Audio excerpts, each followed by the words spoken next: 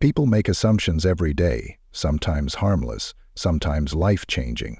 But what happens when those assumptions lead to consequences no one saw coming? This story will leave you questioning just how much you really know about the people around you. Let us know in the comments if you've ever been judged unfairly. Your story might be more powerful than you think. The soft chime of the dealership's glass doors barely registered over the hum of casual chatter and clicking heels against polished floors. Inside, the showroom gleamed with a parade of luxury. Sleek, high-end vehicles positioned under spotlights like trophies. The scent of rich leather and fresh polish filled the air, promising exclusivity to those deemed worthy. Monica Rowan took a step inside, her sneakers making a near-silent tap against the glossy tile. She took in the scene. Sharp suits, designer handbags, hushed conversations about performance specs and custom orders. She wasn't here to impress anyone, but she knew exactly the kind of reaction she'd get walking in like this. A young black woman dressed in a simple fitted jacket and jeans, her natural curls pulled into a loose bun, hardly fit the profile of the usual clientele. She saw the way the salespeople's eyes flitted past her, quick, dismissive, uninterested. It wasn't just ignorance, it was an active decision to pretend she wasn't there. Behind the front desk, a receptionist barely looked up from her computer. "Can I help you?" she asked, her tone dripping with the same disinterest as her expression. Monica offered a polite smile. "I was hoping to take a look at some of your new models." The receptionist's manicured fingers paused over the keyboard before she gave Monica a once-over. The slight arch of her brow, the almost imperceptible curl of her lip.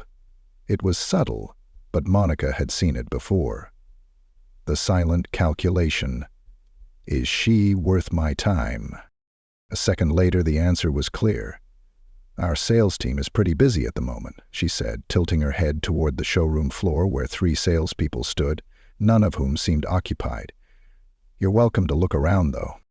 Monica suppressed a smirk. She had expected this, anticipated it, even. "Thanks," she said lightly, already strolling past the desk. As she made her way through the dealership, she noticed the stark contrast in treatment. A man in a tailored suit, silver hair, polished loafers, stepped inside, and within seconds one of the salesmen was at his side, greeting him with a firm handshake and a warm smile. Monica stopped near a sleek black sedan, running her fingers over the smooth surface. $180,000 base price. She knew the specs by heart, knew that under the hood sat an engine that purred like a panther in waiting. She wasn't just interested, she was here with intent. Yet even as she stood next to a car that cost more than some people's houses, not a single salesperson approached her.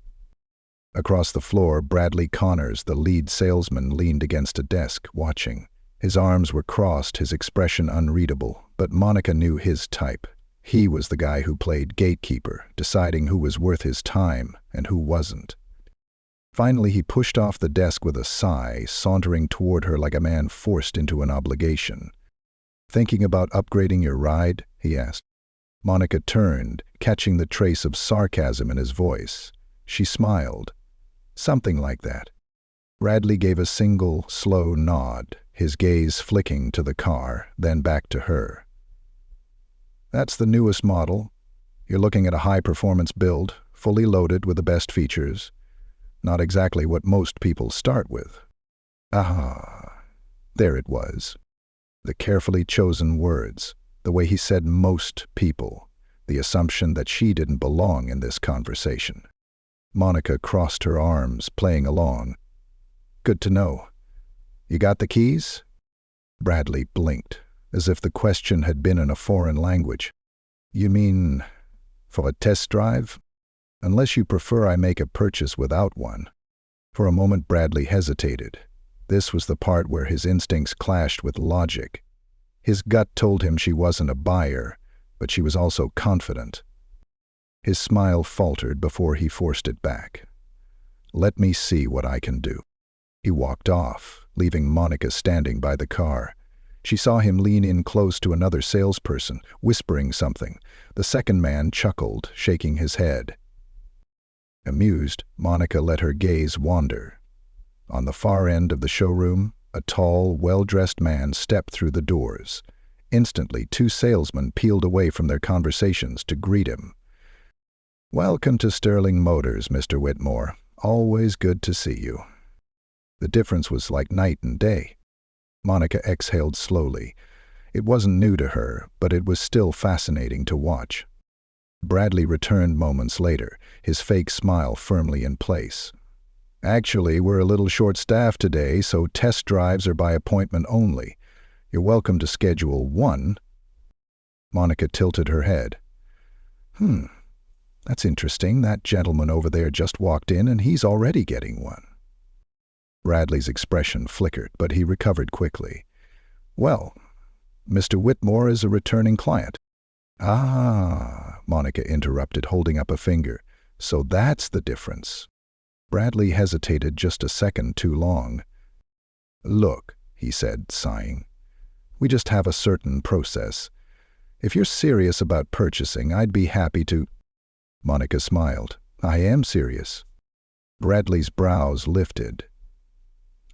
"You are?" She nodded, reaching into her pocket and pulling out her phone. Without another word, she dialed a number and pressed it to her ear. Bradley's confusion was evident, but he remained silent, shifting slightly as he watched her. "Hey," Monica said after a beat, her voice casual. "Yeah, I'm at the dealership now. Looks like your team's got their hands full, though." "Uh-huh." "Nah, I'm not getting much help, but it's fine. I'll just handle it myself." She paused, then glanced at Bradley with a polite smile. "Sure, I'll wait." Monica hung up, slipping her phone back into her pocket.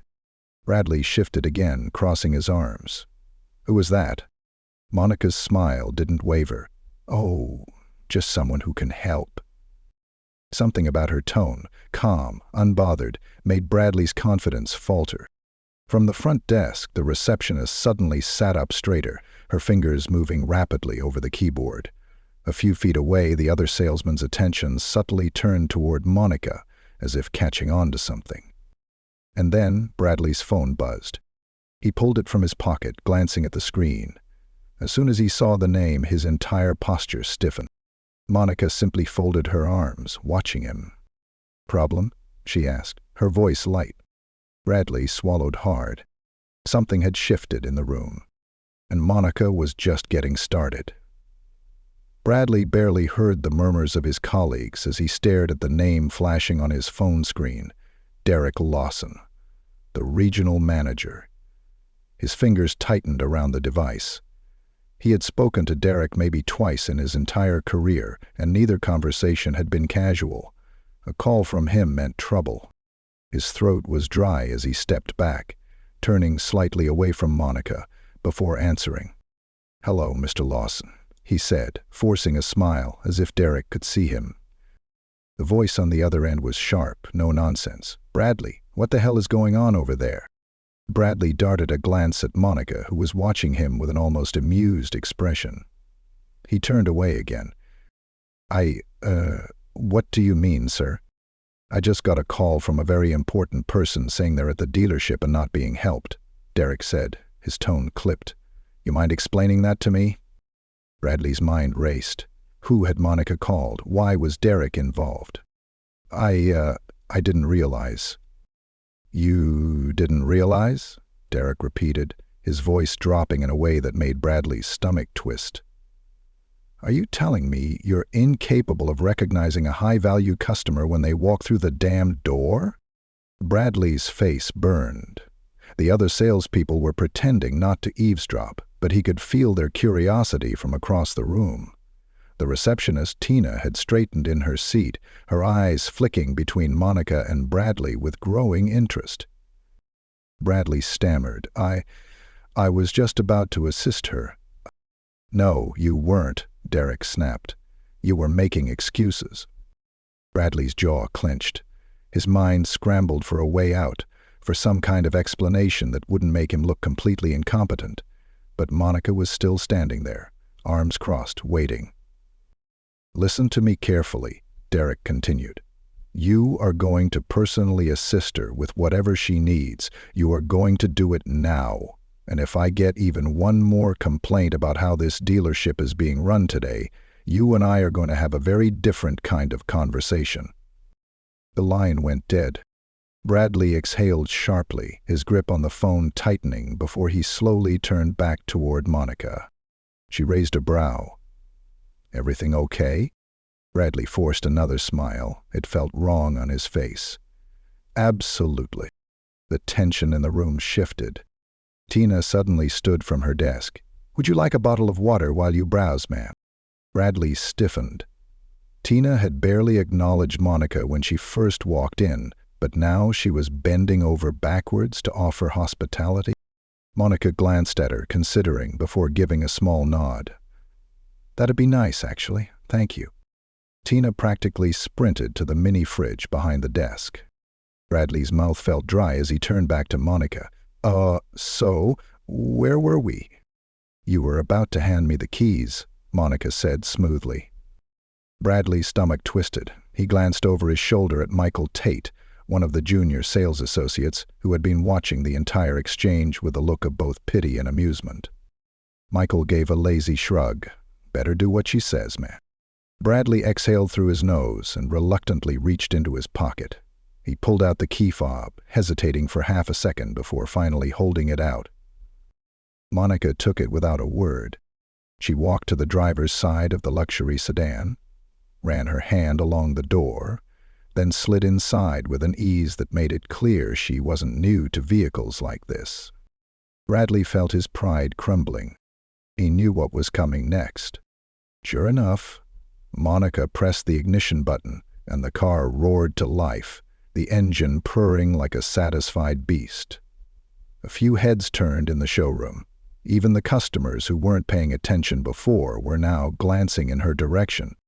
Bradley swallowed his frustration. Monica adjusted the seat with casual precision, gripping the steering wheel like she'd done it 1,000 times before. Then she glanced up at him. "Well," she said, "are you coming?" Bradley hesitated. He'd wanted nothing more than to avoid this interaction, but now he had no choice. If Derek found out he didn't personally accompany her, it would be career suicide. With his jaw clenched, he forced himself to the passenger side and slid in. Monica smirked. "You look like you're in pain." Bradley kept his expression neutral. "Just doing my job." "Interesting. Didn't seem like you were doing it a few minutes ago." His grip on the seat tightened. "Shall we go?" Monica didn't answer. She simply shifted the car into drive and pulled out of the showroom onto the dealership's private test drive path. The moment they hit open pavement, the car glided forward effortlessly, the power humming beneath them. Monica drove with confidence, taking smooth turns, accelerating just enough to feel the raw strength of the engine. Bradley sat stiffly beside her.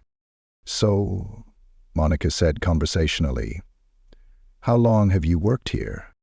Bradley didn't look at her. 4 years? That's a long time, she mused. You must be good at your job. His jaw twitched. He didn't like where this was going. Monica tapped her fingers on the steering wheel. "You know, I always find it interesting how people in customer service positions decide who deserves their attention. It's a skill, really. The ability to judge someone's worth in seconds." Bradley kept his gaze straight ahead. "I don't judge people." Monica chuckled. "No? You sure about that?" Silence filled the car. Bradley's face felt hot. Monica pressed down on the accelerator, the car responding instantly as they glided around a curve. "I have to say," she continued, her voice light, "this is a fantastic vehicle. Excellent craftsmanship, top-tier performance. A dealership would be lucky to have someone representing it who actually cares about customers." Bradley exhaled sharply through his nose. This woman, whoever she was getting under his skin in a way he wasn't used to. They reached the final stretch of the test drive route and Monica slowed the car, bringing it back toward the showroom. The moment they parked, Bradley all but threw the passenger door open, stepping out quickly as if he needed air. Monica, meanwhile, took her time. She shut off the engine, ran her fingers over the steering wheel one last time, then finally got out. She handed Bradley the key fob. "Thank you for your time," she said, her smile almost amused. Bradley hesitated, then nodded stiffly. "Of course." As they walked back inside, Tina was waiting with a nervous smile. "Did everything go well?" Monica glanced at Bradley. "Oh," she said, her tone teasing. "He was an excellent representative of Sterling Motors." Bradley's stomach twisted again. And then, just as he thought the moment was over, just as he thought he could get away from this interaction, his phone buzzed a second time. He glanced down. Derek Lawson calling.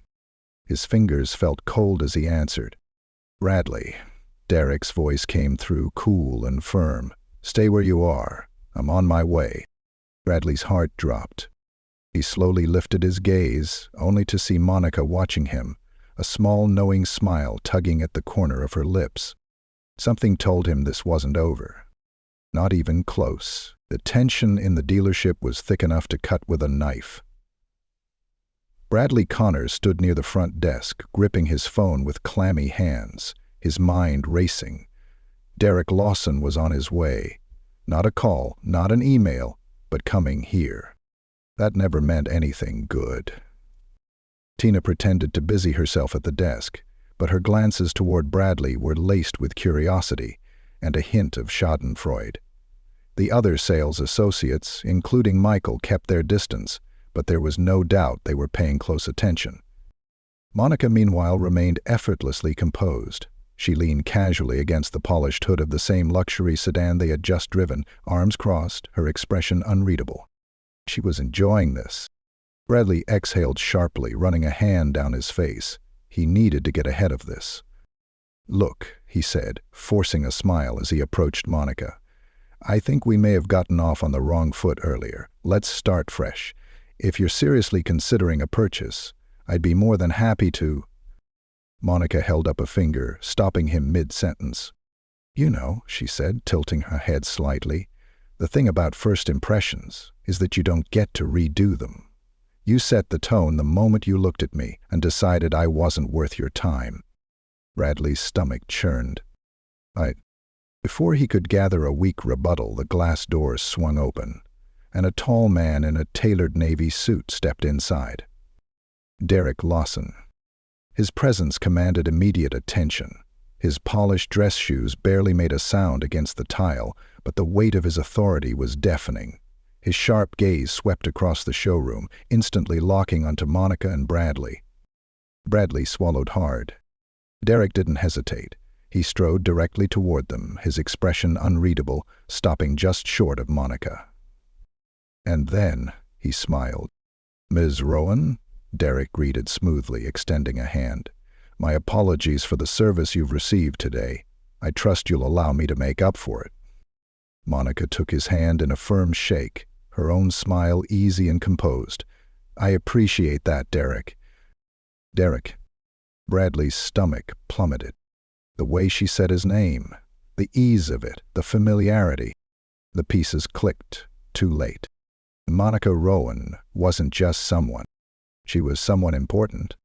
Derek turned, his smile vanishing as he shifted his attention to Bradley. "Mr. Connors," he said coolly, "walk me through what happened here today." Bradley felt every pair of eyes in the showroom settle on him. His mind scrambled for damage control, but there was no salvaging this. I wasn't aware of Miss Rowan's status when she arrived," he stammered. Derek raised a brow. "Her status?" Bradley cleared his throat. I didn't know." "That she was a customer?" Derek cut in smoothly. "Or that she was your boss?" A heavy silence fell over the room. Bradley's face drained of color. "Boss? Not a VIP client? Not a corporate investor?" "Boss?" The other sales associates exchanged wide-eyed glances. Even Tina, who had spent most of her time pretending not to listen, dropped all pretense of working. Bradley opened his mouth, but no words came out. Derek exhaled sharply, pinching the bridge of his nose as if trying to contain his irritation. "Miss Rowan owns a controlling interest in Sterling Motors. She is one of your direct superiors.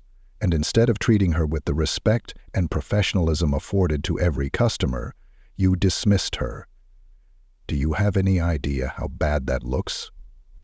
Bradley's head was spinning. He felt exposed, stripped of every ounce of control he had just hours ago. Monica remained silent, watching him with that same unreadable expression. Derek continued, his voice like a hammer. Do you know what the purpose of this visit was, Mr. Connors? Bradley forced himself to shake his head. Derek gestured toward Monica. She was conducting an evaluation of this location, a test. He exhaled sharply. And it's safe to say you failed. Bradley felt his pulse in his ears. His entire career, his position, his reputation was hanging by a thread. Monica finally spoke, her voice even. You know, I walked in here today expecting to see what kind of customer service this dealership truly offers, not the version reserved for people who look the part, but the kind of treatment the average person receives. Bradley couldn't meet her gaze. And you know what I found? Monica continued, shifting slightly. I found that some of your employees know what professionalism means. At that, Michael straightened slightly. Bradley's stomach twisted further. And then there's you, Monica said, her tone dipping into something sharper. Who decided within seconds that I wasn't worth your attention, who dismissed me, who only changed his tune the second he realized he'd made a mistake. Bradley swallowed hard. Derek folded his arms. Ms. Rowan, what would you like to do about this? Monica didn't answer right away. She studied Bradley, her expression thoughtful. For a moment he thought, hoped she might let him off with a warning. But then she smiled. Not an amused smile, not even a triumphant one. A final one. I think it's time for some restructuring, she said simply. Effective immediately. The words hit him like a physical blow. Derek nodded without hesitation. Understood. He turned to Bradley. Pack your things. Bradley's mouth went dry. Wait. Derek didn't let him finish. You will no longer be employed with Sterling Motors as of today. A formal termination notice will be sent to you along with the necessary paperwork. Bradley's breath hitched. He looked around, as if expecting someone to jump in to vouch for him. But no one did. Monica didn't gloat. She didn't smirk. She just watched. Tina quickly busied herself at her desk again, avoiding eye contact. The other sales associates remained frozen in place, making themselves as invisible as possible. Bradley had never felt so small. Derek turned to the rest of the team, his voice carrying authority. Let today be a reminder that every customer is valuable. We do not judge people based on assumptions. We do not decide who is worth our time based on appearance. He glanced back at Monica. This dealership will be undergoing some major changes under Miss Rowan's leadership. I suggest everyone take note. The weight of his words settled over the room. Bradley stood frozen, his heart pounding. Monica took a step closer to him, lowering her voice just enough for only him to hear. You thought I was just another customer, she murmured.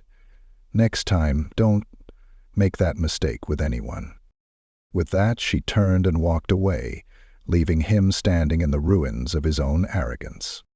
And for the first time, Bradley Connors realized what it truly meant to misjudge someone. The silence in the dealership stretched long after Monica walked away. Bradley stood frozen, his mind trying to process what had just happened. One moment he had been the one calling the shots, the top salesman, the one who dictated who got his attention and who didn't. Now he was jobless, just like that. Derek didn't linger. He turned to the other employees, scanning their faces. This dealership is under new leadership, he said, his voice firm but controlled. If you take nothing else from today, take this. Your behavior reflects the values of this company.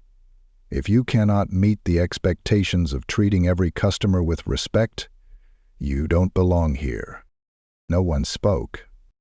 Bradley turned, eyes darting toward his colleagues. He searched for sympathy, for someone to step in, but none of them did. Michael met his gaze briefly, but only shook his head. Tina's eyes flickered with something close to pity, but she quickly looked away. Bradley's chest was tight. He opened his mouth to argue, to plead anything. But Derek had already moved on. "Collect your things," Derek instructed, leaving no room for discussion. Bradley felt his throat tighten, but there was nothing left to say. With stiff movements, he turned and made his way toward his office. His footsteps echoed in the quiet showroom, each step driving the reality deeper into his bones. Monica watched from a distance, arms still crossed, her expression unreadable. She didn't take pleasure in watching him unravel. This wasn't about revenge. It was about accountability. She turned her attention back to Derek, her voice measured. He wasn't the only problem here. Derek nodded. "I know."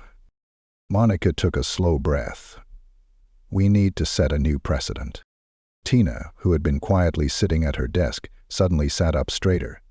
"Ms. Rowan?" Monica glanced at her. "Yes?" Tina hesitated, then squared her shoulders. I wanted to say I'm sorry. I should have handled things differently when you first walked in." Monica studied her for a moment before offering a small nod. "You still can." Tina's brows lifted slightly in surprise. I can?" Monica gave a small, knowing smile. "That depends on whether you're willing to be part of the change that's coming." Tina nodded quickly. "Yes, absolutely." Derek stepped in. "Ms. Rowan will be conducting a full evaluation of our policies and procedures. There will be mandatory training, and we will be restructuring how customer service is handled from the ground up." Michael, who had been listening quietly, finally spoke. "So, is this the part where we all find out we're fired?" Monica smirked. "That depends. Are you part of the problem?" Michael held up his hands. "Hey, I've been saying for years that we need to do things differently. No offense, but I've watched Bradley treat people like garbage for way too long. I'd actually love to see some changes around here." Monica nodded, pleased. "Good, then let's get to work." She turned to Derek. "Let's start by ensuring that moving forward, every employee understands that the way we treat customers defines our reputation. No more gatekeeping, no more assumptions based on appearance." Derek nodded. "Agreed. I'll start putting things in place immediately." Monica looked around the showroom, taking in the shifting energy. There was tension, but also something else. Change. She hadn't planned for today to turn into a complete overhaul of the dealership, but maybe that was exactly what needed to happen. A few moments later, Bradley emerged from his office, a cardboard box in his arms, his face pale. He didn't say anything, just walked past the floor he once ruled, out the front doors, and into the unknown. The moment he was gone, it was as if the entire space exhaled. Monica let the silence settle before addressing the remaining staff. "This dealership is about to become the kind of place where anyone can walk in and be treated with the same level of respect. If that's not something you can get behind, now's the time to walk away." No one moved. Monica smiled. "Then let's make this place better." As the employees slowly began to return to their tasks, some quietly discussing what had just happened, others immediately straightening their postures as if eager to prove themselves, Monica turned to Derek. "Think they'll adapt?" she asked. Derek smirked. "If they want to keep their jobs, they will." Monica chuckled, shaking her head. "Good, because I'm not going anywhere." She let her gaze sweep over the showroom one last time, feeling something settle inside her. Today hadn't just been about her experience. It had been about setting a new standard, and she had every intention of making sure that standard was met.